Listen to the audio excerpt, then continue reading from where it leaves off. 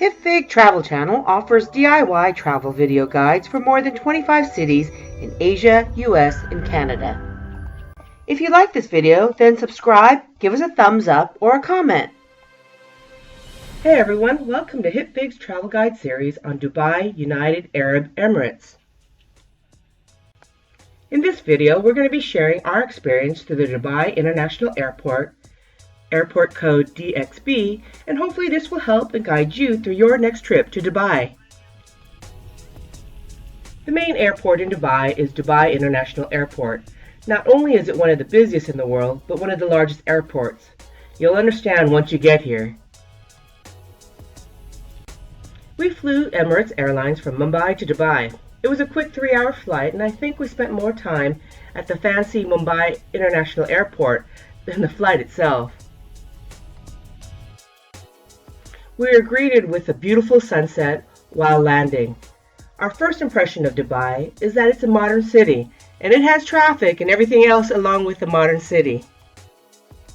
Emirates Airlines has a whole Concourse B, which is directly connected to Terminal 3, dedicated only for them. To give you an idea of the large scale of Terminal 3, it has 10 floors and includes a multi-level structure for departures and arrivals. There are 3 passenger terminals at Dubai International Airport. If you're arriving from an international airline, apart from Emirates and Qantas, you'll mostly fly into Terminal 1. If you're flying in through Fly Dubai, regional and other low-cost carriers, you'll arrive in Terminal 2. If you're flying through Emirates or Qantas, you'll arrive in Terminal 3. If you arrive in Terminal 1 or 3, you can move freely between them as they're directly connected with the common transit area by the automated people movers.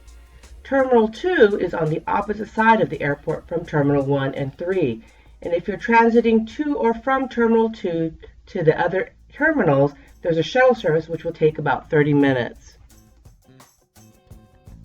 We arrived on Emirates Airlines Terminal 3, Concourse B around 6 p.m. Once we got off the plane, we followed the signs to immigration and baggage claim. If you're going through transit and have a connecting flight, follow the red signs for your next flight. If you're transferred between concourses and terminals, look for the May I Help You staff when you arrive outside the gate. There are also interactive maps along the way to help you. To get to Terminal 1's D gates, you can use the airport train. To get to Terminal 3's A gates, passengers can walk between B gates and C gates and then take the short airport train. Along our way to immigration, you'll see many restrooms. We prefer to skip the first ones we see and go to the next ones because there's usually a long line, especially for the women's restrooms as usual. We noticed as we were walking that the airport provides kids strollers for the long walk. I wish they made these for adults too. You will immediately get a sense of the magnitude of the airport as you take the long journey to immigration. It took us about a good 15 to 20 minutes of walking. You can see the shops and the in-airport hotels in the lower and upper floors, but you can't access them until you pass through immigration. But it does make the walk more interesting. Keep walking and follow the blue or red signs depending on your situation. You'll get there. Once we arrived, we didn't take pictures at passport control because you're not allowed to do this as in most airports. Once we arrived at passport control, we were directed to a line based on our passport. The process was pretty smooth. Please note that everyone needs a visa to enter the UAE. You will get a visa on arrival if you're from the following: Gulf Cooperation Council countries, Western Europe, North America, Far East, and Australia, Asia. Otherwise, you will have to apply for a visa ahead of time. You can check the rules on the General Directorate of Residency and Foreign Affairs website. This link will be added to our website Hipfig.com when we update Dubai International Airport. Directly after your passport is stamped and you exit immigration stalls, you'll have to pass your carry-on items through an X-ray machine. After that, you'll walk to baggage claim and clear customs to the arrival hall.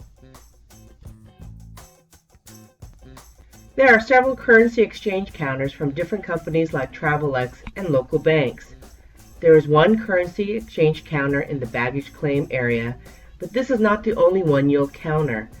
There is a whole area in the arrival hall full of money exchange counters. Follow the blue signs for currency exchange. As in any world-class airport, there are many transportation options to your hotel. There are private limousines and cars, which you will meet at the arrival hall if you pre-booked. The least expensive option are buses. Buses leave from the bus stops opposite Terminals 1, 2, and 3. For up-to-date routes and times, visit the Dubai Roads and Transit Authority website, or you can go to hipfig.com once we update the Dubai International Airport pages. Please be aware that you'll have to buy a Noel card at the bus stop. Drivers do not accept cash. The Noel card is an electric smart card that enables you to pay for the use of various RTA transport modes in Dubai and can be purchased at the ticket vending machines located near the bus stop. If you want to take a taxi, from the arrival hall, follow the signs to the official taxi stand outside the terminal. The taxi stands run 24/7. For your information, there's also a small surcharge when taking a taxi from the airport. If your hotel is near a metro station, consider taking the metro train. We decided to take the metro train as the stop was near our hotel and we didn't have a lot of luggage. To get to the metro, from the arrival hall, follow the signs for the metro and go up the escalators. Buy your tickets at the airport station once you arrive from the vending ticketing machines. The cost depends on how many zones you travel and the color card you choose. We bought the red Noel card option as it was the best for our needs in Dubai. There are only 2 train lines, and the Metro Red Line is the one that runs through the airport. The Metro Red Line train runs frequently and stops at Metro Stops Terminal 1 and 3. Service starts at 5:50 a.m. and stops at midnight. Be aware that on Friday, service starts at 1 p.m. from the airport. Once you have your ticket in hand, enter the gates according to your train direction by tapping your card on the card reader upon entering. We took the train going towards UAE Exchange. We got on at Terminal 3 stop, but there's also a stop from Terminal 1. Once on the train, you can transfer to the Green Line at Union Station if needed. You're allowed up to 2 pieces of luggage, with one being a hand luggage. There's also a small luggage storage area to put your bags near the dividing line between the women's and general seating area. The first carriage on each train is Gold Class, which is more expensive and generally less crowded. After the Gold Class carriage, there is a carriage for women and children only. These carriages are clearly marked. It gets pretty crowded after Terminal 3, especially in the evening and morning rush hours. You may want to keep this in mind if you have a lot of luggage. It would probably be easier and cost about the same amount if you're traveling with a family to take a taxi.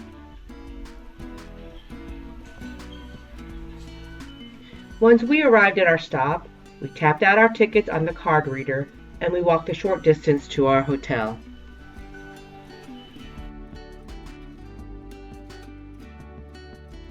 Happy travels! Go to hipfig.com for more information, or go to our Hipfig travel channel on YouTube and be sure to subscribe for regular updates.